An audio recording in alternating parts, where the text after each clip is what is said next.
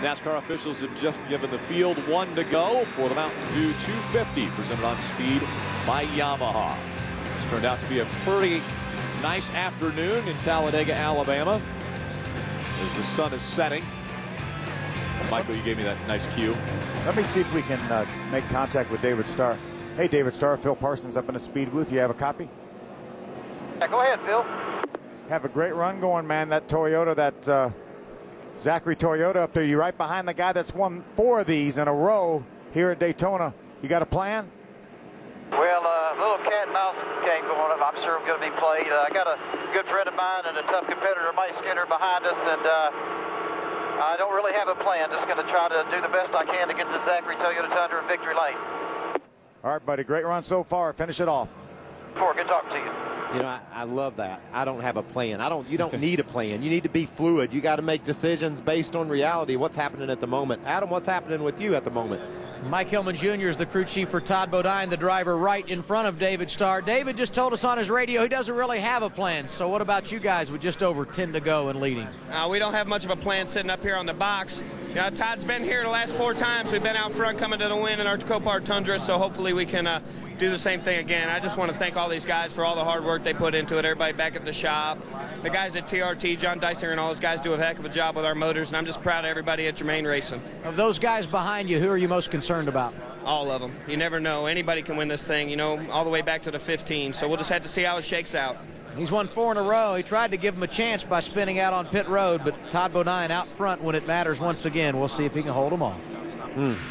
There are 23 trucks on the lead lap right now. I think he's got to look back beyond the top 5 for people that are contenders in this race. They got those 10 minutes I was speaking of. Now the next 10 are going to be something. This is the 10. They've put them. Todd Bodine, David Starr, Skinner, Busch, these guys have put themselves in a position to win this race with about 10 minutes to go. That's 12 laps of racing to go. Todd Bodine, a big gap between he and David Starr as they work their way through the tri-oval. Green flag back in the air. And then he slowed it back down to let David crawl back up to him before he got in the throttle. David Starr looked low. Todd goes down and hugs that yellow line. The yellow line is my friend right now. I have one ally, I believe. I have one thing I can trust right now. The yellow line? It's the yellow line. It's not going anywhere. No, it's the only thing I trust. Todd Bodine right in front of David Starr. Looks like Starr starts to buff it around just behind that 30. Now, if I'm back where Max Pappas is, Hornaday, those trucks, Crawford, Buscher, I'm going to have to make a move. I'm going to make something happen right now because I can't ride back there. I won't ever get to the front. We've seen it take 8 or 10 laps sometimes for that outside line to form up and get up to the front. So if I get a chance, I'm Johnny Sauter, I'm jumping, I'm going. If that line on the outside that's forming up now ever gets any momentum, then one of these guys back here can jump out in front of him and really get propelled forward. But Phil, as every lap clicks off, the bump drafting gets a little bit more serious. The bumps into other trucks are harder, and sometimes that'll spin a guy out. We know that's what lies ahead. Todd Bodine continues to prove how good of a super speedway race car driver he is. He's never finished outside the top 5. His worst finish at a super speedway was back in 2007 at Daytona, which was 5th. Yeah, he's a great driver, great equipment too. Remember, this is the same truck that won the last 4 of these races, 2 here and 2 at Daytona. David Starr doesn't have a plan, but as the laps begin to wind down, as we go to 10 laps remaining, he's going to have to start formulating one very quick. Now we're less than 10 minutes away from the end of this thing. I know, and my heart is about to jump out on the floor. I can't believe it. It's just all right up ahead, and I know it. Look at, is that Timothy Peters and Crafton starting to get some trucks together there with Colin? Is that Colin Brown? Colin Brown, yeah. And as soon as that line starts to run, someone's going to jump out of this inside line and think, I can lead that outside line. Adam Alexander. Jimmy Kitchens is the spotter for Todd Bodine. Todd told me earlier today, I think he's the best in the business. Kitchens just said this to Bodine. I don't think that 24, referring to David Starr, who's right behind him on track, is going to go with you. I think he's going to do what the guys behind him want to do. Just make sure you pay attention. So many things to think about on the stretch run at a speedway track. 9 to go. Todd Bodine has led 20 laps. There have been 9 different trucks out in front. Colin Brown has led the most laps at 26. We got a good line on the outside. Matt Crafton, we know how strong he was. When he was a lap down, he was able to lead the pack around. Colin Brown's been strong. Got a little bit of quarter panel damage. He's lined up behind Matt Crafton. I believe Matt can get those guys there. See that outside line begin to move. Ron Hornaday has not led a lap at Talladega. And unless he gets something going quickly, he will continue to not have led a lap at Talladega. That outside line's making a little bit of progress right now. They've gained a couple trucks in the last lap.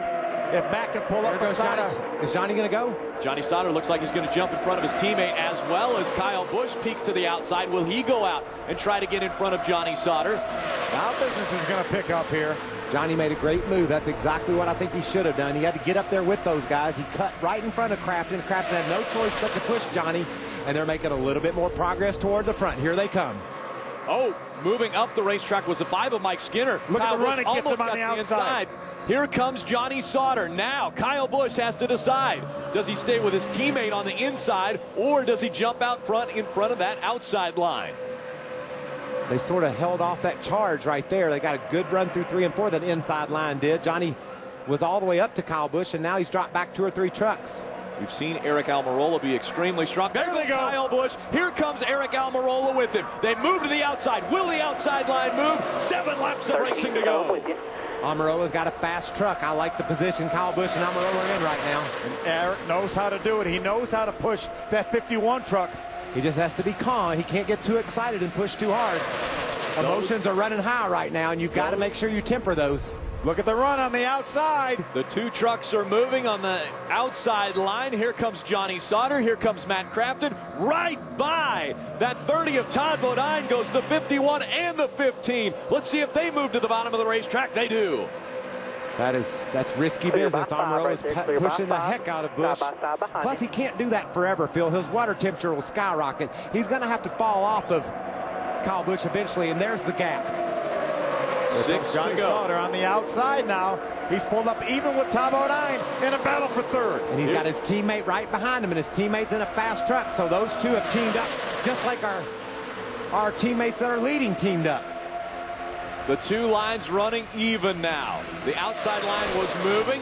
Now it's stalled out. Let's see what happens at the front of the field. Kyle Busch trying to stay in front of his teammate Eric Almirola. Todd Bodine running 3rd. David Starr is 4th. Mike Skinner is 5th. Adam Alexander, is there team rules for that 15? We've not heard anything as far as that is concerned, Rick, but one thing to keep an eye on when you talk about Eric Almirola, who's running 2nd right now, is when they made their last pit stop under caution and got fuel only, they did not get enough fuel in the truck. The last we heard, they were short, but they've been conserving on all of these caution laps. Something to keep in mind as he's running close to 200 miles an hour in the draft. Just something else to worry about. If it wasn't enough already. 192, 193 mile an hour. These guys are lapping around here. And look at how far back now Johnny Sauter is. That 2nd line moved way back and lost the momentum that they had. They had it going on. We're under 5 laps of racing to go. Johnny Sauter has dropped back. Will they get another push? And how about that 15 of Eric Almirola? Will he make the move? Let's see if the 5 of Mike Skinner goes with him, as well as the 30 of Todd Bodine. Well,